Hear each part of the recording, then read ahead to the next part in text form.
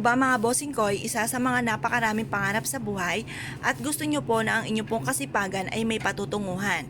Ito po isa sa mga napakasimple at napaka-epektibong pamamaraan na pwede nyong gawin ngayong umagang ito mga bossing ko. Basta haharap ka lamang lagi sa may silangan na 6:30 or kaya ay alas 7 at mananalangin ng mula sa inyong pong puso at ikaw ay naniniwala na makakamtan nyo lahat ang mga wini-wish po ninyo. Huwag nyo itong kukontrahin at huwag kang panghihinaan ng loob.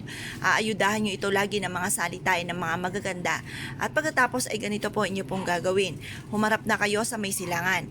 I-wish nyo dito sa ating 10 piso at isa sa mga napakalinis na tubig na magmumula lamang po sa tubig gripo, pero kung kayo ay may tubig ulan, mas mainam po yan kasi nagmula po yan sa kalikasan o kaya nagmula sa tubig ilog, lawa, dagat, batis.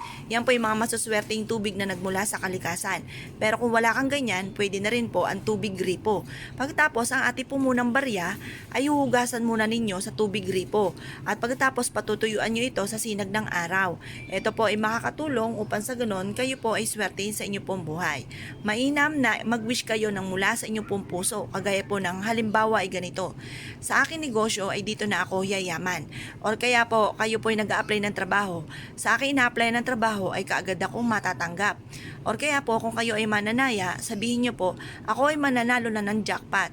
Or mananalo ko ng limpak-limpak na salapi. Maraming pera ang darating sa akin. Ganun po, walang gamit na sana, direct to the point ang pag-wish.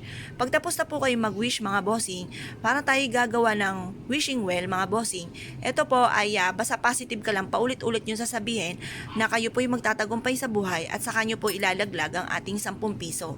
Bakit naman 10 piso ang ating gagamitin? Ang 10 pisong luma mga bossing ko ay may silver. Ang silver ay nagtataboy ng malas at ang gold naman ay para sa kasaganahan.